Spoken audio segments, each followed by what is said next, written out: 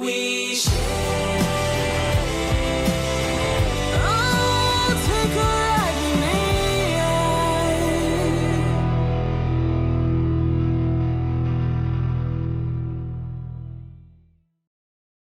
me. My name is Medinat Kanabe. I used to be a dancing before I got married. I'm a middle child, third in 5 children, and I was a black sheep of the family. I was not brilliant like my other siblings. Growing up, I'm a child that, when you see me and you see the other children, you feel like, oh, okay, like, African parent now. Me, I'm just saying no because the way I was being treated, I'll be like, okay, this one, let me just say is a minus among the children. So that's what I was. I was stubborn, I was a black sheep, I was not intelligent. I was saying, a child that used to look at the child and say, this one book no dey enter in head. But it's not as if I wasn't sent to school because of that. Because my father values education a lot, so he sent me to school. I went all the way, nursery, primary, and my mom, she saw something in me, so she believed in me, even though I wasn't performing well in school. It was so bad that only my teacher could read my handwriting as a child. My mom would be like, do you understand what this girl is writing? And the teacher would say, yes, now, I understand. But me, I didn't care. I was just free-spirited. I don't know if it's the child, because I'm a child, the nature of children. But I didn't care. When we write exams, if my younger sister comes first, the other one comes maybe third, I will come, if we are 42 in class, I will come 40 out of 42, or 39 out of 42, So that kind of a child, as a parent, you'll be frustrated. This child, what's come out of this child? Well, but my mom believed in me, like I said, so we pushed, and and there's something else my mom did. She made sure her business, I was involved. I would, at a very young age, at 12, at 11, I started making kunu zobo, to sell. She taught me how to make amala, how to turn amala at that age, how to cook. Probably maybe she felt, even if she will not become something, let her even know how to please if she marries, whether she will even marry or whether she can marry her husband, let her even know how to cook for the husband, But she kept, pushing. So, yeah, it's also bad in school when we write mathematics. I don't even go near mathematics. I would get 0/60 in mathematics. It was that bad. But there was something else. Somehow, I was good in English language. I don't know where the gift. I think it came from my dad, because my dad was a naval officer.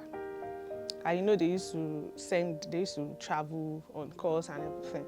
So, and my dad was also a teacher before he joined the Navy. So, when he travels, when he goes on course, he would write a letter to everybody, including me. And then inside it, after greeting you, he will tell you to write a story about. You should just pick one animal and write a story on the animal. Then write it, and then we'll send it back to him.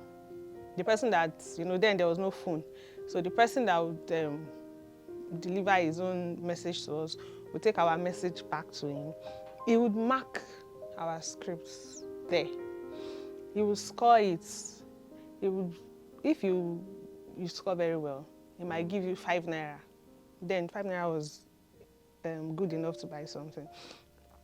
Me, I think I used to get 1 naira or something, so I don't know. But and then it continued like that. Then whenever I was around as well, there's this thing he does, flash flash. He would write some words in different papers, and then he'll be raising it for 3 seconds to put it down, raise another one. So you have to write what is inside that. So he used that to build our English language. He will tell you that when anything you see, you should read within seconds. So when he was driving, like I know his plate number up to now, many years ago, LA7226KG, I can never forget. But all the cars I've used, I don't know the plate number. So he was a very good teacher, you know. And I don't know if I was involved in the learning, but I'm not sure the learning was for me. It was targeted at me, but I was somehow involved. But you know, it will not push you away to say, don't join the learning. So I think that was what built my vocabulary. And that's one thing I want parents to know, that when a child is not doing well, you should try to get involved in the teaching of the child, directly or indirectly. Directly or indirectly, my vocabulary, my English capacity was building. My ability to write very fast, my ability to read, my ability to write stories, short stories, you know, and it continued with that until he would come to Lagos or to Nigeria, depending on where he was, and then we'll continue with our lives. But he didn't focus so much on me, which is what's another message. You need to focus on all your children. Don't see one as a better child to the other. My younger sister graduated with first class in the university. Our results was so good that she went to a state university, that during her thesis presentation, she got a standing ovation from her professors. My dad loved her because my dad saw it that this girl is intelligent, smart, and everything. So, you know, after my secondary school, before I finished secondary school, I was already representing my school in essay writing, even if I would get 0/60 in maths. When it comes to English, I'm there, you know, Medinat, you know. And then I was a social prefect also in school, but my mathematics was 0. So my mathematics was very, very 0. My English was okay. I used to see myself as a local champion because even before I started to represent my school, where I was coming from, my English language compared to the others in my class was 0. So because I changed school from a more urban area where you have very intelligent children that I couldn't match up to a local area where we have children who are just trying. I became like a local champion. It's not as if I was brilliant, but I became intelligent at that point. So that is what I always tell myself, that I became a local champion there, because those ones were terribly, but I was a little bit, so I could match up and even pass them. So you know, so like that until I wrote my WAEC, and then it was when I wrote my WAEC, I began to believe in myself, because I had no special center. Nobody paid special center for me. My daddy will not even pay special center for me. So, you know, what I did was, I just told myself, I said, if I must make it in life, I need to take the bull by the horn. So before the WAEC examination, I started to concentrate in my mathematics more than every other subject, because I needed mathematics. I knew English I cannot fail, but maths I might get F9 if I don't read. So I began to read. I began to concentrate in class. I began to go to my teachers to say, this mathematics, teach me, I want to know it so that I can pass my WAEC. And I wrote WAEC and pass. I wrote it once, I passed. Then we used to have JAM, Poly JAM. I wrote my Poly JAM, I passed. I wrote my JAM, I passed. You know, but because of the schools I chose then, UDU and ABU, and my dad was like, no, you can't go to the north. There's this. Then Boko Haram just started, and you know, you can't go, the insecurity and everything. So I had to settle for my poly jam and attended Lagos State Polytechnic. When I passed through school, we did statistics in school. I met it and I had no choice but to study. So I started to, believe in myself. I started to say, okay, I don't need to think. My dad, until I graduated from school, my dad didn't know where my school was. My dad never visited me in school. Because even after my secondary school, after my WAEC, after my jam, I passed. I was supposed to, just, smooth, gain admission, pay her school fees. But, he was like, let her wait for 1 year. I don't have the money now. And my mom was like, no. The only saving grace was that the school I wanted to attend then was on strike. Then there used to be a lot of strike and everything. So my mom bought me a phone.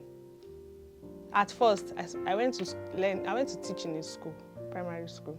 Then later my mom bought a phone, MTN Sendo, just came out, that yellow phone with umbrella. And so I started making calls, saving the money for my school fees and everything. So my mom, managed to save the fee, and then we paid for my first school fee. Then I went to school. I went to school myself. Aside the fact that I was not intelligent, I was very smart. I was streetwise. I always say it because I wrote it on Facebook once, like when I wrote everything I passed, and then names were coming out in school for admission. So that day, the person, my neighbor's child that was helping me to check it, was not saying my name. So that day I told my dad, I said I want to go. And we lived in Badagry town. And my dad, I want to go and check Laspotek at Isolo if my name was on the list. My dad said, okay, no problem. I took that off my Sendo phone, and then he gave me transport money. So I went to Laspotek. I started checking, checking. I noticed my name came out in the first list, but somehow they covered it. So that's another thing I want people to take out from here. If you are academically smart, also be street smart. I was not 100% academically smart. I was 50%. Then because I know English, I don't know maths, and maybe 50-50. And streetwise, I told you I was a black sheep. I was very stubborn. I wasn't scared of anybody or anything. And it was the first time I was leaving Badagry to Lagos alone. So, I noticed and I'm like, I raised that paper up and I saw my name on the list, and I'm like, hey, what's happening? So I removed it, and then I went to the admin building. I asked, so I go to those places. I think I was 17 at that time, 16 going to 17. So I went to the building and I showed them the paper, and the woman there I met said, we cannot help you. That the person that is supposed to help you, I can't remember his name again, that Mr. Harrison or something. He's not around. He's at Ikorodu campus. So I told her I want to go to Ikorodu campus to meet this man. So she wrote me a map directing me on how to get to Ikorodu and how to get to the man's office. The map even showed how to get to his office when I get to Ikorodu. I followed the map. Went to Ikorodu. When I got to Ikorodu, I was told he's not there. He had gone to the Ikosi office at Ketu. I told them, please give me the direction of how to get there. They gave it to me. So I went to Ikosi again, where I met him. I told him, I've been looking for you since. So I went to this place, I went to that. I said, sit down. What's the problem? I showed him the list. I said, see. So the man checked and said, that's true. He brought out the other list he has. He said, that's true. Say your name, that I should not worry, that my name will come out in the list that will come out again. I know at that point, I was excited, like, okay, well, at last. And I was very excited to leave home because in the house, I was overworked. I was available to do any work for anybody. So, and I left his office And my dad called me. I said, I'm at K2. He thought I said I was at Mount 2. You know, he couldn't have imagined that a child I sent to Isolo has gone to K2. So he just thought I said I was at Mount 2. Well, to cut the long story short, I got home past midnight that day. And my dad was like, I trust her. I trust you. I know nothing can happen to you. Very, very, very, very strong girl, you know. And so I saved my money for fee, and then I went to school. So in school, you know, I just knew that, okay, this is me. I'm on my own. I must survive. Then my dad would give me, you know, like I said, he doesn't know where my school is. He would give me 3,000 naira for the month. What I was doing was I would spend 100 naira every day. Every day 100 naira, and this is how I used to spend it. I would take bus. I would lap my friend. We'll take bus to school, 30 naira. Then the bus to school was 30 naira from where I was living. Then I'll buy something to eat with 40 naira. Then I'll take bus back, 30 naira. So the next day, my friend will be the one to pay. So I'll be able to save some money. So that is how I was doing it. Most of the time, well, the day I'm not the one paying, that day I'll eat well. I'll eat food of, say, 60 naira or 50 naira, you know. But that meant I was eating well for me, you know. So I managed the money like that. But there was one day I got my money. My neighbor brought the money for me, and I went to eat, and then I left my wallet on the table, and before I came back, my money had disappeared. I can't even remember how I survived that month. I should have known that I survived. Anyway, so, you know, my mom had introduced me to business, and when I was now in school, you know, I would do your assignment for you, and you pay me. I would run errands for people, they would pay me. So I started to have my own money, little by little, to survive on campus. So aside all those things, you know, where I progressed through classes, I wasn't failing, I was managing to pass, you know, push myself. But suddenly, when I was in my final year in school, I told myself, I said, I need to, you know, I just told myself, I said, just assume that in this life, you are alone. Don't depend on anybody. Don't look up to anybody for food. Just decide that. Just accept the fact that you are alone. You know, and before that, we had moved from Isolo campus to Ikorodu campus, and that was when I suffered the most during my school year. Because when I was at Isolo campus, I was living with a relative that was close to school. When I moved to Ikorodu campus, we had to rent a place to stay. I had no money. I had no money to rent anywhere. So the first place I stayed was with an in-law. An in-law that,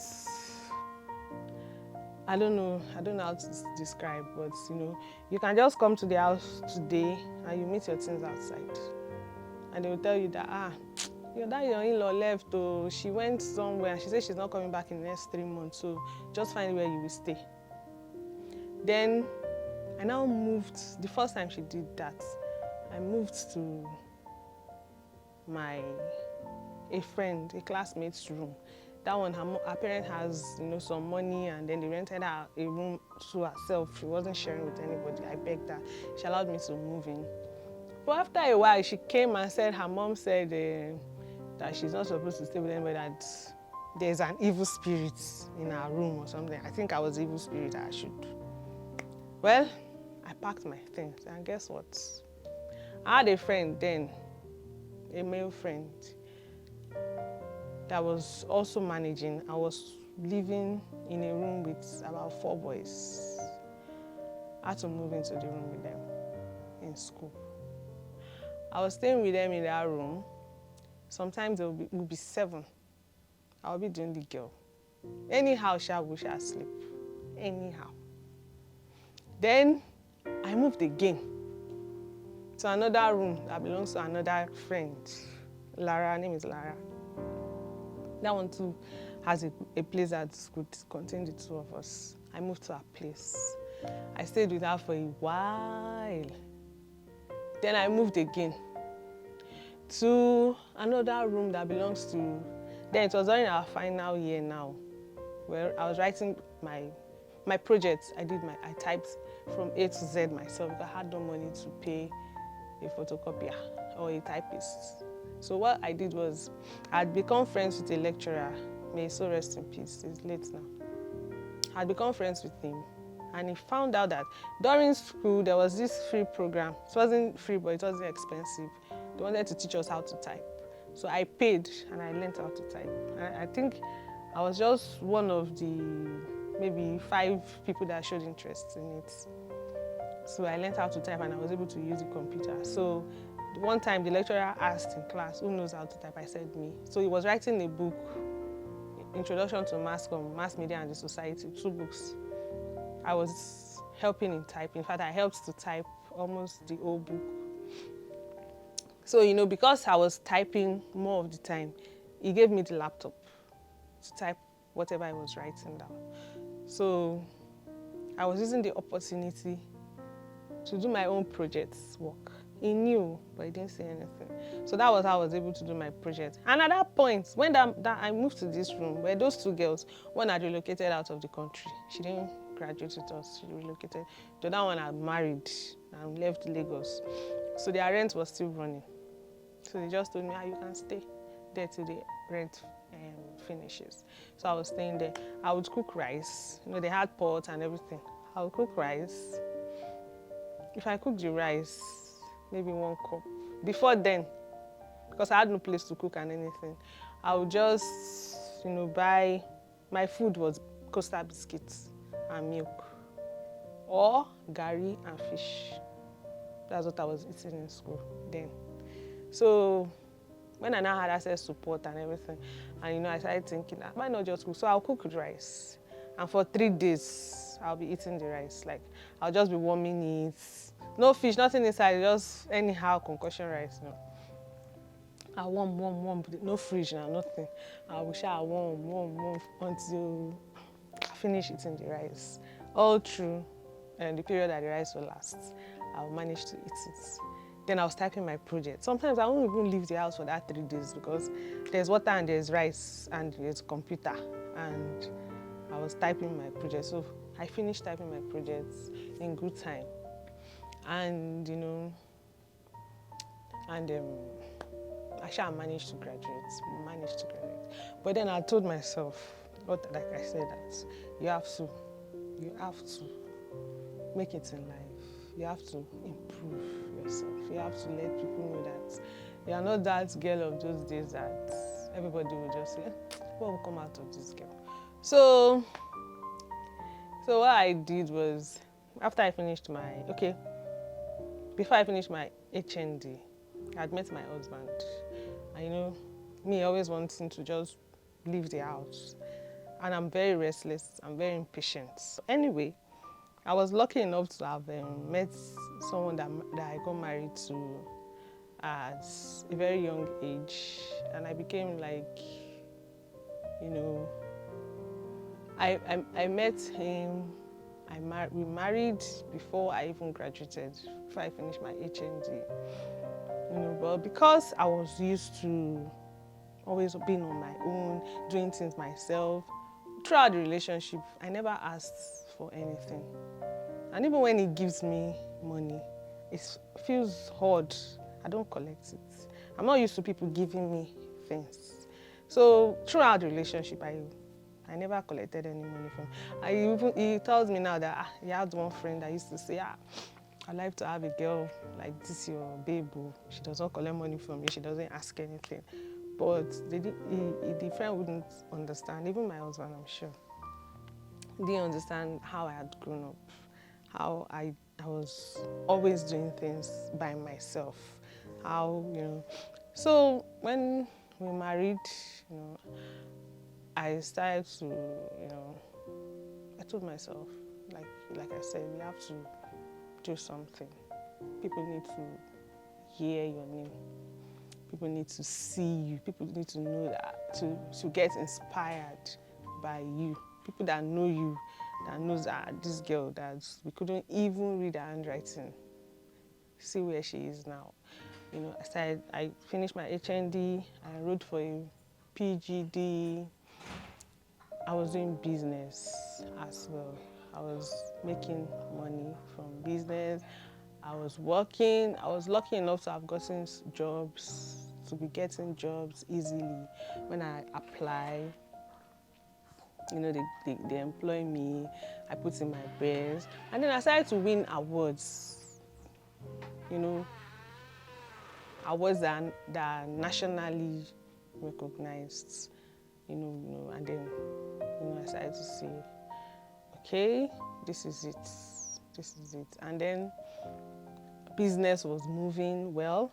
At a point, there was one time in my life that I had to block my salary account because the salary was really small and I was making money from business. So I blocked the account, and I'm very prudent. I don't know how I trained myself. Sometimes I don't even need to put money in the bank. I can keep money and I'll say, this money, I'm not spending it. And there's nothing that will happen and I don't have what they call long truths. That you see this, you want to buy everything, you want to eat everything. I'm not extravagant. I don't see everything I want to buy, clothes, shoes. I just know that, okay, I have this one cloth for this, one cloth for that, I don't mind just having 2-3 clothes for party. I even hardly go to parties. But now buying so much, I hardly see me do that. And I don't know how, I didn't train myself. I just don't know how I managed to develop that, maybe because of that, my growing up. But it really helped me. Okay, so I did my HND, I finished the HND, I applied to do a PGD in National Open University. I studied mass communication, HND, PGD, National Open University. That PGD period, God, I don't know where my strength comes from. I was pregnant, and I was going to, because it's Open University, you don't go to class, but you write exam in school. And me, I'm a very committed person. I'm a very loyal person. I have integrity. I don't like bribing people for something, like bribe a lecturer. I don't like arriving to places late. If you give me 10 o'clock, I'll come 9:30. I have a friend that used to complain, they tell you 12, 5 minutes to 12, you are there. Don't you come late?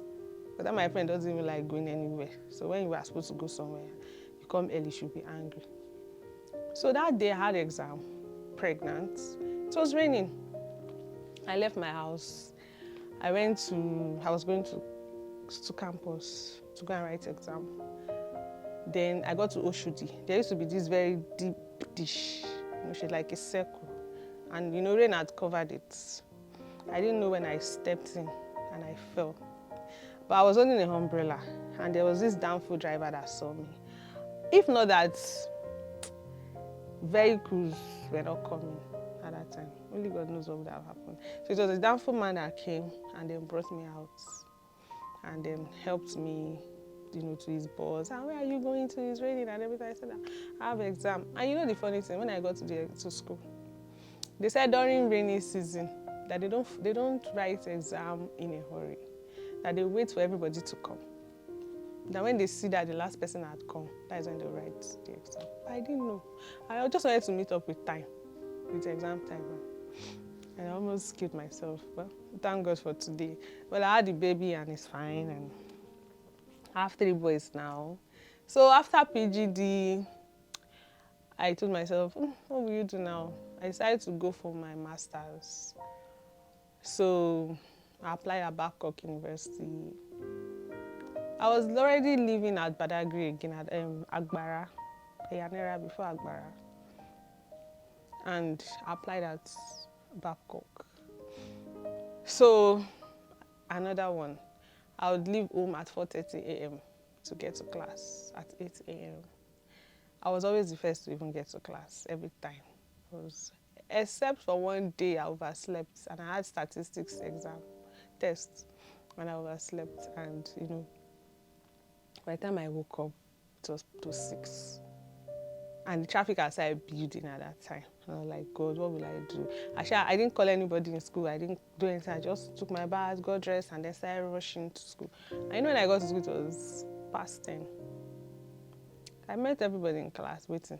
Like they said, the lecturer said that it is anytime I get to class that they will do the test because they know that I'm always coming to class early. That something must have happened. That is why they were calling me. But me, I was scared. I didn't pick. I was just rushing down to school. So that was something again about being punctual. When people know you, that you come early. When the day you are coming late, they will give excuse for you. You don't need to now come and start saying I'm sorry. But when they know that you're always late, they wouldn't have waited for me that day. But because he knew that this woman is always early to my class. And then I already had my 3 kids. So. And well, I've done my master's with Babcock. I plan to go for a PhD. So suddenly, I just found out that mathematics is not even difficult. All the fear of school, I don't know. I just maybe because I love myself. I encourage myself. I evaluate myself. I work with the Sun newspaper, I work with the Nation newspaper, I work with Premium Times newspaper. Those are papers that are nationally recognized. And when I want to resign, I just tell myself, I'm not scared. There are some people that are scared to resign from me. I'll resign. When I see that, it's time for you to leave, I will leave. I will leave. And by the grace of God, after leaving, I've always survived. Somehow, I know that even if I don't have a paying job, like a monthly paying job, I have brain for business ideas. My head is always coming up with different business ideas. I can just sit down now, see something, and I'll say, why not? This thing will just. So for a child that is not good academically, there's always something that God has put in that child that child will excel in. The parents just have to look for it for the child. I wasn't even supposed to study mass communication because my mom used to say that I would unscrew, those days, VHS, what do they call that player? I will unscrew it, couple it back, and it should be working. If it's not working, if our DVD player stopped working, I was very young, there was less than 15. I'll fix it. I had no knowledge. But you see, if they had pushed me towards engineering, but because this one that does not even know mathematics, But I realized that even mathematics now, bring it on.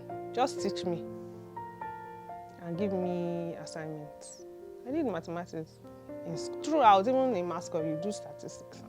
I did. And my kids bring their mathematics home book. What I tell them is, where is the example? Or I'll go online, watch it on YouTube, learn it, and then we'll do it together. So I realized that it's not even difficult. What you need to do is just help that child to understand that this thing is not hard. And this is how you do it. My first son too, didn't used to like mathematics. He used to have issues with his maths. But, I told myself, I've already told myself a long time ago that the mistake I made, I don't want my children to make. So what I did was, I employed a teacher. And the teacher I employed is less than 20 years old. But he's a very good mathematician.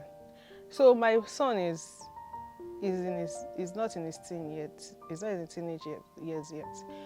But he and the teacher are very close because the age difference is not that much. So I didn't go and employ a teacher of 40 years that will not understand. When he and his teacher are discussing, now he will tell you that what they taught him in school he didn't understand, but when his teacher taught him, he understood, because that teacher will come down to his level. In fact, they are even on the same level, because when you see them playing, you'll be like, is this one not old man? Why are you playing with this small boy like this? But you know, they discuss, they talk, and he explains it to him so easily that now he will tell you, Mommy, I want to go to science class. So before he will tell you, I want to go to art class.